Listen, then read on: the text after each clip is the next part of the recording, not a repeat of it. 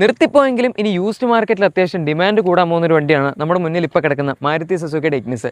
2017 ഇറങ്ങിയപ്പം ആൾക്കാർക്ക് ഇതിൻ്റെ ഡിസൈൻ ഒരുപാട് അങ്ങോട്ട് വർക്കായില്ല. അതുകൊണ്ട് വാഗണാറിൻ്റെ അല്ലെങ്കിൽ വേറൊരു സുസുക്കി ലെവലിൻ്റെ അത്രയും അങ്ങോട്ട് കയറി സെയിൽസ് കൊടുത്താൻ ഈ വണ്ടിക്ക് പറ്റില്ലായിരുന്നു. അതായത് ഒരു 10,000 15,000 അങ്ങനെയൊന്നും 2,000 3,000 ആ റേഞ്ചിലായിരുന്നു എൻ്റെ എല്ലാ മാസത്തെയും മന്ത്ലി സെയിൽ ഉണ്ടായിരുന്നത്. ഇപ്പോൾ എന്തായാലും വണ്ടി പ്രൊഡക്ഷനിൽ നിന്നും പോയിട്ടുണ്ട്. ഇതിൻ്റെ മെയിൻ ഹൈലൈറ്റ് എന്ന് പറഞ്ഞാൽ കാണുന്ന ഈ വാഹനത്തിൻ്റെ എഞ്ചിനാണ്.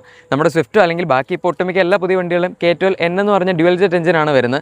ഓൺ പേപ്പർ അതിന് 90 ഹോഴ്സ് പവറും ഇത് 83 ആണ്. പക്ഷേ ശരിക്കും K12 M എന്ന് പറയുമ്പോൾ കുറച്ചും കൂടെ റോ ആയിട്ട് നമുക്കൊരു അൺഅഡൾട്രേറ്റഡ് പവർ കിട്ടുന്ന പോലത്തെ ഒരു ഫീലാണ് ഈ വണ്ടി ഓടിക്കാൻ വരുന്നത്. പിന്നെ ആകപ്പാടെ 800-850 കിലോ ഇതിന് വെയിറ്റ് ഉള്ളൂ. അപ്പോൾ അതുകൊണ്ട് കുറച്ചും കൂടെ പെപ്പിയായിട്ട് ഈ വണ്ടി ഫീൽ ചെയ്യും.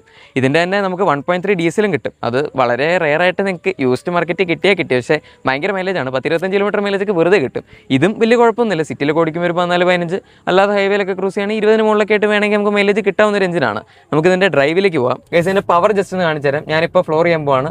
വണ്ടി ഇപ്പോൾ തേർഡിൽ കിടക്കുന്നത്. നമുക്ക് മാനുവലാക്കാം. ആൻഡ് ഇപ്പോൾ സെക്കൻഡായി കൊടുക്കുന്നത്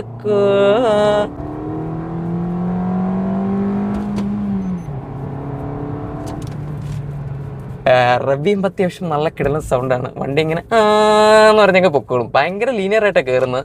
അങ്ങനെ എവിടെയും നമുക്കൊരു ഫ്ലാറ്റ് സ്പോട്ട് ഉള്ളപോലും തോന്നില്ല ഈ വണ്ടിയുടെ പവർ ഡെലിവറിയിൽ. സോ ഓടിക്കാനൊക്കെ നല്ല രസമാണ്. ഇതിൻ്റെ റൈഡ് കുറച്ച് സ്റ്റിഫാണ്. അതാണ് ആകപ്പാടെ ചെറിയൊരു പ്രശ്നമുള്ളത്. പക്ഷേ ഗ്രൗണ്ട് ക്ലിയറൻസ് ഉള്ളതുകൊണ്ട് പെട്ടെന്ന് അടി തട്ടുന്നൊരു പ്രശ്നം വരുന്നില്ല. ഒന്നുകൂടെ റബ്ബ് ചെയ്ത് കാണിച്ചു തരാം. നമ്മളിതിങ്ങനെ എടുത്തു ആൻഡ് ചെറിയൊരു ടോർക്ക് സ്റ്റിയർ.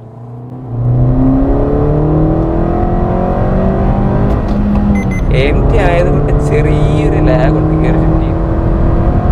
ഈ വണ്ടിയുടെ 4 വീലും ഇരിക്കുന്നത് 4 കോർണറിലാണ്. അതുകൊണ്ട് നമ്മളിത് അത്യാവശ്യം ഒന്ന് കോർണേഴ്സിലൊക്കെ പുഷ് ചെയ്യുകയാണെങ്കിൽ സ്റ്റിയറിങ്ങിന് വലിയ ഫീലില്ല. പക്ഷേ വണ്ടി കറക്റ്റായിട്ട് തിരിയും. എവിടെ ഇട്ട് ഇങ്ങനെ തിരിച്ചാലും വണ്ടി അതുപോലെ തിരിയും. അതാണ് ഈ വണ്ടിയുടെ വേറൊരു പ്രത്യേകത.